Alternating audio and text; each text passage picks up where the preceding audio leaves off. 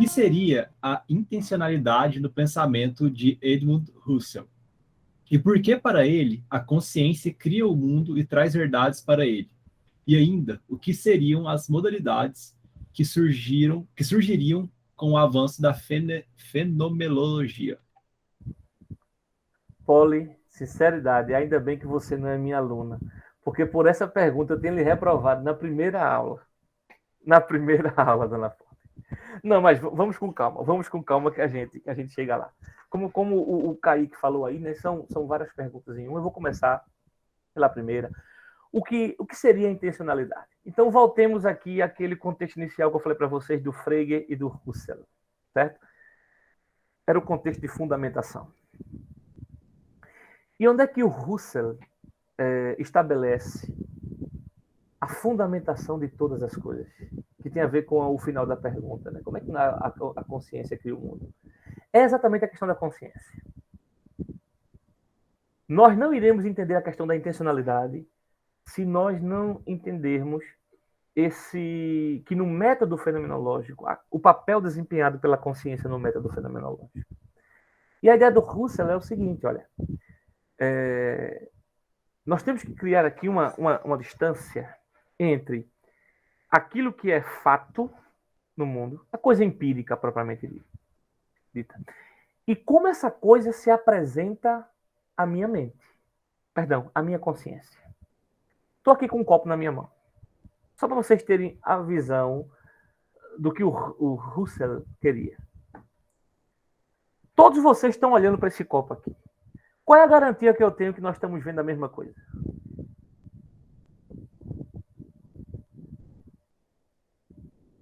Eu não sei o que a Camila está vendo aqui, não sei o que aqui o Erlan está vendo aqui. Erlan vai dizer, é um copo, professor. Camila vai dizer, é um copo, professor. Sim, é um copo, mas como é que eu estou experienciando este copo? O Husserl vai dizer, a análise das coisas concretas, empíricas, tamanho, peso, isso aí interessa às ciências naturais. A filosofia, veja que ele está buscando fundamento. A filosofia quer coisa mais profunda. A filosofia não quer olhar este objeto aqui específico. Isso aqui quem quer olhar é a física, é a química, né? Saber a densidade do vidro, sei lá, qualquer coisa desse tipo. Isso é a física, a química. São ciências naturais. A filosofia quer descobrir, é papel dela, né? A filosofia como a ciência das essências. A filosofia quer saber a essência desse objeto que está aqui na minha mão. Nas palavras de Aristóteles, ela quer saber o que é que faz isso aqui ser copo e não uma caneta. E o que é que faz caneta ser caneta e não um lápis? E o que é que faz lápis ser lápis e não, sei lá, uma carteira? Então, uma coisa é o objeto, atenção, palavra usada por Husserl, é o objeto. Outra coisa é a essência do objeto. A proposta da fenomenologia é exatamente fazer uma análise dessa essência. Como essa essência é captada por nós. Aí tem um nomezinho bonito no processo fenomenológico. O Husserl chama de intuição eidética. Vamos com calma. É uma intuição feita por um sujeito, eu, você e todos nós. E é eidética porque eidos tem a ver com essência. Então, a minha pergunta, o que é que vocês estão vendo aqui? Vocês todos dizem é copo. E se eu mostrar qualquer um outro copo aqui, vocês vão dizer é um copo, professor. Mas eu não sei o que é que vocês de fato estão vendo com esses olhos. Eu não estou com o olho de vocês, estou com o meu olho. Vocês não estão com meus olhos. Então vocês não sabem o que, é que eu estou vendo e nem eu sei o que eu estou vendo. Mas nós sabemos. Olha, nós sabemos. Lembre do Frege lá. Nós temos que pegar um pensamento objetivo, que não seja o que eu acho, o que eu penso, mas algo que seja objetivo e partilhado entre nós. Percebe? A proposta é a mesma. Então, o Husserl propunha que nós chegamos a estes tem vários nomes, né? A essas essências, a esses eidos, a esses universais, somente por esse processo fenomenológico, iniciando por essa intuição eidética de olhar para uma coisa. Aí vem agora, e por isso que é chamado de fenomenologia, porque fenômeno em grego é a coisa que aparece. E como essa coisa aparece a mim? Mas ela aparece aonde? Ela aparece em nossa consciência. Aí ele pergunta, mas a consciência é exatamente sempre a consciência de alguma coisa. Por exemplo, aí pergunta, o que você está pensando? Ah, não, estou pensando em nada. Não, você não está pensando em nada. Se a sua consciência está ativa, toda consciência é sempre a consciência de alguma coisa. Tem sempre alguma coisinha lá na consciência. Aqui entra a questão da intencionalidade. A intencionalidade seria, da perspectiva do Husserl, a característica mais fundamental da consciência, desse fenômeno que nós chamamos de consciência. Que não começa com ele, viu? Antes dele, nós temos dois pensadores que fundamentam, né? O Husserl não foi original de todo. Por exemplo, Bernard Bolzano e Franz Brentano foram dois católicos, se eu não me engano, sacerdotes católicos, padres católicos, que mexiam com essa parada da matemática, da lógica, da psicologia, e foram eles que primeiro estabeleceram esses consciência, e dentre essa discussão da consciência surge a questão da intencionalidade. E qual é, respondendo a sua primeira pergunta ali, o que é essa tal de intencionalidade? Ora, se a consciência é sempre consciência de algo, então minha consciência ela está dirigida para algo. Essa direção da consciência para algo, bote mesmo uma seta, consciência se dirigindo a algo. A minha consciência se dirigindo agora a esse copo que vocês estão vendo. Esse movimento da consciência se dirigir para algo é o que Husserl chama de intencionalidade. Ou seja, o exercício da consciência, pronto, é sempre intencional. Ele vai estender isso depois para nossas vivências.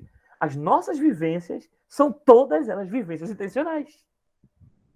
Então, a intencionalidade seria exatamente é o que permite ligar a consciência à coisa que aparece a essa consciência. Esse movimento de direção é chamado de intencionalidade. Nas palavras do Husserl, acho que vocês leram isto, né? Ele tem mais duas palavras lá, dentre as palavras técnicas que ele escolhe, noesis e noema. O que seria noesis? A noese seria o próprio ato de ter consciência de algo. Vou dar um exemplo a vocês. Pensem agora numa mancha vermelha. Pensaram numa mancha vermelha? O ato de você estar pensando numa mancha vermelha, este ato de consciência, seria noesis. O noema seria aquilo para o que a consciência é dirigida. Noema é a coisa. Noesis é o próprio ato. E o que é que liga a noesis ao noema? A intencionalidade. A intencionalidade. Então, a intencionalidade seria essa direção assumida pela consciência. Por quê? Porque a consciência é sempre consciência de alguma coisa. A consciência sempre se refere a algo. Certo? Então, tudo é dirigido para lá. E aí, na continuação da sua pergunta, você diz aqui, e por que para ele a consciência cria o mundo? Exatamente. Porque, além de noesis, noema, acho que vocês escutaram também a palavra epoqué, que seria a suspensão. Né? Então, olhando para esse copo aqui, o físico vem e vai dizer alguma coisa, o químico vem e vai dizer alguma coisa, a gente do dia a dia aqui também tem opiniões sobre isto, mas para chegarmos à essência de fato do que seria o copo, nós temos que suspender todos estes juízos, vamos dizer assim. juízos filosóficos, juízos, preconcepções, ele chama de atitude natural, juízos científicos, até encontrarmos a coisa ela própria, vamos dizer assim, né? A coisa, a essência da coisa. Mas se você fizer esse processo de epoqué, tem uma coisa que você não pode suspender. Quem me diz qual é? Tem uma coisa que você não pode suspender. Consciência. A consciência, exatamente. A consciência é o único elemento que não pode entrar no processo de epoqué. Porque é ela que permite o processo de epoqué. E é por isso que agora, a partir da consciência, é que nós vamos dar sentido, dar significado. O criar o mundo aqui é exatamente essa volta da consciência após a epoqué para o mundo. Então, se eu suspendo tudo, é como se nada existisse. Mas agora, quando eu me direciono ao mundo, eu vou, após a epoqué, eu vou, né, nessa direção. Então, há criações, há significados, há sentidos dados a isso. É nesse sentido, porque a consciência seria esse reduto final e basilar, fundamental, né? E é por isso que ele é contra o naturalismo. Porque ele vai dizer, olha, se o mundo tudo é natural, empírico, concreto, etc., se a consciência faz parte desse mundo, ela é também concreta. E aí, como é que de um ponto concreto no mundo nós podemos criar um mundo? Então, não é dessa consciência concreta que nós estamos falando. É por isso que no final da vida dele, né, ele definitivamente abandonou o naturalismo desde lá de Frege, na crítica que Frege fez a ele, e ele se tornou um idealista transcendental. O que é que isso quer dizer? Idealista, por causa do eidos, buscar a essência das coisas, e transcendental porque existe um ponto que é condição a partir do qual todo esse processo fenomenológico deve ser feito. E esse ponto inquestionável a partir do qual todo esse processo fenomenológico deve ser feito é a questão da consciência.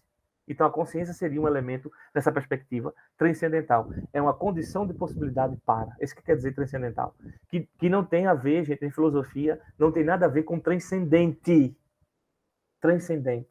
Deus é transcendente. Deus, quer dizer, da perspectiva cristã, Deus é tanto transcendente quanto transcendental. Mas para fazer a diferença aqui, transcendente é o contrário de imanente. Certo? Que Deus é tanto transcendente quanto imanente. Mas transcendental é uma palavra filosófica, expressa muito nos escritos kantianos, que quer dizer simplesmente condição de possibilidade para. Quais são as condições de possibilidades para nós conhecermos algo do mundo? O Husserl vai dizer a consciência. E é nela que nós... E eu não quero aqui um conhecimento como a física, a química e a biologia. Eles conhecem as coisas, os fatos. Eu não quero conhecer os fatos, eu quero conhecer a essência dos fatos. Este é o papel da filosofia. E para isso ele buscou uma fundamentação primeira através do método fenomenológico. Essa é, em resumo, toda a proposta da fenomenologia. Depois, por exemplo, Heidegger vai pegar esta proposta da fenomenologia e vai aplicar essa proposta a uma coisa no mundo que se chama homem, ser humano.